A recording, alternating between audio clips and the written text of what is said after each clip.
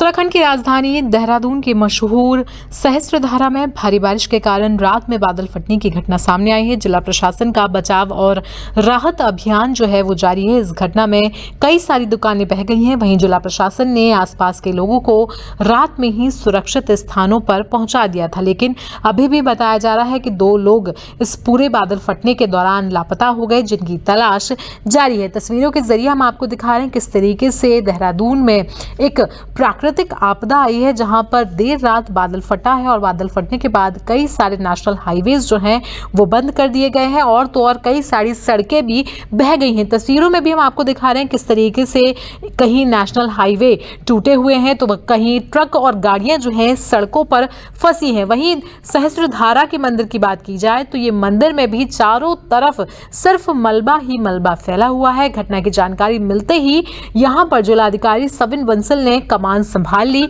उन्होंने रात में ही विभिन्न विभागों के साथ समन्वय कर मौके पर बचाव दलों को भेजा, जिन्होंने राहत और बचाव कार्य शुरू किया। इसके बाद एनडीआरएफ, एसडीआरएफ और पीडब्ल्यूडी द्वारा जेसीबी और अन्य उपकरणों के साथ साथ बचाव अभियान जो है वो रात भर से चलाया जा रहा है। वहीं जिला प्रशासन आपदा के मद्देनजर अलर्ट मोड में भी है। इसी के साथ आपको बता दें कि यहाँ पर देहरादून में बादल फटने के बाद ऋषिकेश में भी सुबह सुबह चंद्रभागा नदी उफान पर है। नदी का पानी हाईवे तक पहुंच गया। वहीं चंद्रभागा नदी में फंसे 3 लोगों को एसडीआरएफ टीम ने रेस्क्यू कर लिया है। इसी के साथ आपको बता दें कि उत्तराखंड के मुख्यमंत्री पुष्कर सिंह धामी ने भी इस पूरी आपदा पर दुख जताया है। उन्होंने कहा कि देहरादून के सहस्त्रधारा में देर रात हुई अतिवृष्टि से कुछ दुकानों को नुकसान पहुंचा है और जिला प्रशासन, एसडीआरएफ, पुलिस टीम मौके पर पहुंचकर बचाव और राहत कार्य में जुटे हुए हैं। इस संबंध में निरंतर स्थानीय प्रशासन से संपर्क में हूं और स्वयं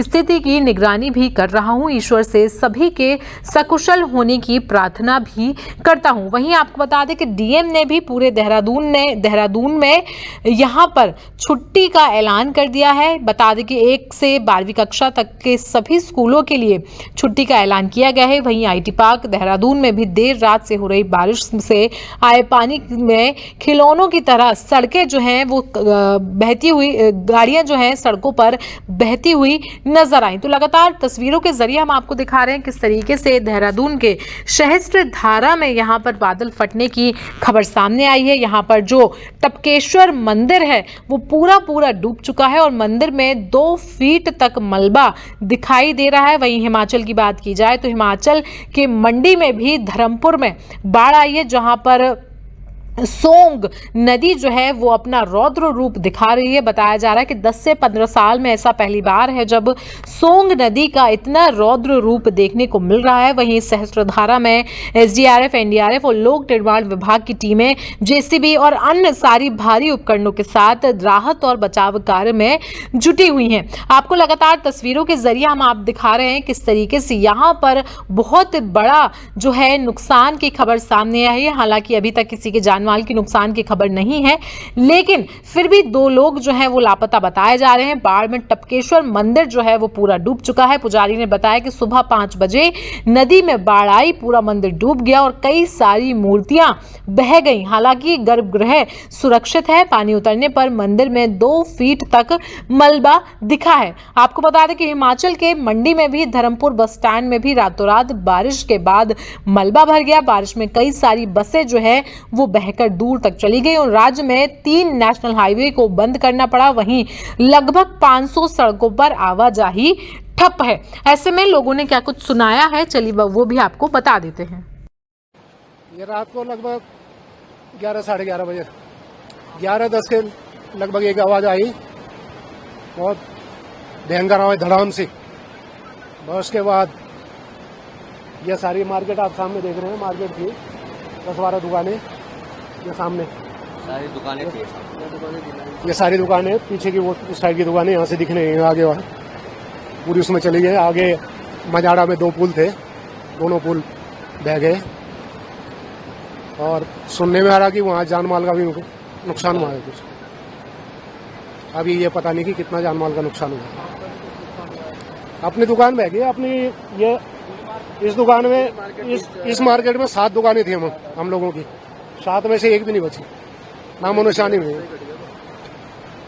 बस ये अब दैवीय आपदा है, क्या कर सकते हैं। सुबह लगभग वही 4:45 बजे पानी आया गुफा के अंदर, और बाद में मैंने पानी को देखा, काफी देर खड़ा भी रहा। बाद में फिर जैसे जैसे पानी नदी का बढ़ता गया, बाहर के हमारी चेयर है, रेलिंग है, ऊपर वाली रेलिंग, कहने का मतलब नीचे नदी का ना, ऊपर का रेलिंग टूट गया।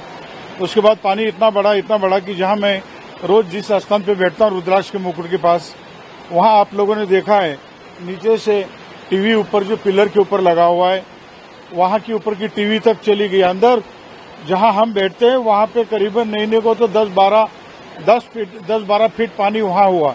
जो रुद्राक्ष का जो शिवलिंग रखा रहता है उसके ऊपर पानी चढ़ा हुआ है गुफा के अंदर। पूरी आर पार गुफा शिवलिंग आ रही है, और वहां से पीछे की बिल्डिंग में भी पानी पहुंच चुका है।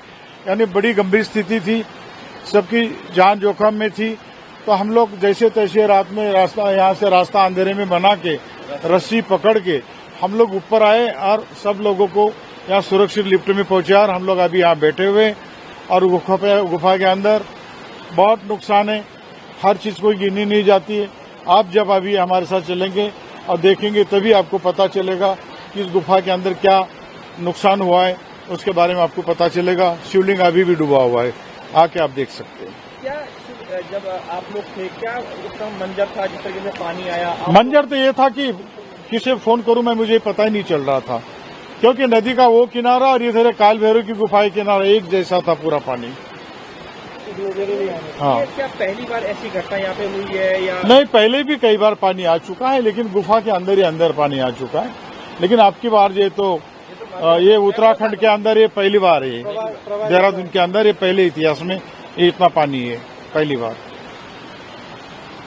आप भी रहते हैं, किस तरीके की स्थिति है और अब तक सभी लोग सुरक्षित हैं? आप क्या अपने तरफ से सभी मंदिर परिसर और मंदिर में जो लोग दर्शन करने के लिए आते हैं उनके लिए क्या कहना चाहते हैं आप? देखिए, सबसे पहले तो महादेव की कृपा की मेरा सारा परिवार, सभी बगल के मंदिर, संतोषी माता मंदिर, जो अपने वैष्णो दुर्गा मंदिर, सभी लोग सुरक्षित हैं। ये प्राकृतिक आपदा है, पानी का प्रवाह बहुत है, धारा प्रवाह है बहुत है, इसमें लकड़ वगैरह बह के आ रहे, तो उससे मंदिर को बहुत क्षति हुई है। क्षति का आकलन करना भी मुश्किल है क्योंकि पानी का प्रभाव बहुत, लेकिन मेरा परिवार, मेरे गुरु भाई सब सुरक्षित हैं।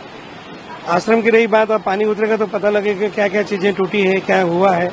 पर सबको संदेश देना चाहूंगा कि ऐसे समय में नदी से दूर रहे, सावधान रहे। और अभी धीरे धीरे मौसम खुलेगा, पानी का प्रवाह कम होगा, जब भी मालूम पड़ेगा। पर नुकसान तो नुकसान ही है, बस ये और क्या कह सकते हैं, सभी सावधान रहें।